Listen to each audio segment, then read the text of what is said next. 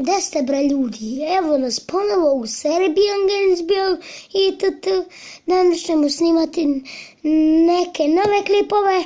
Počinjemo sa kanalom Serbian Gainesville itd. Bacajte lajkove, dodajte komentare i subscribeujte se. To je to što se tiče ovog kratkog videozapisa. Vidjet ćemo se opet, pošto je počeo tek taj kanal. Jer ja sam ptica, šta je ovo, kakve naočale imam. Šta mi je ovo s kose?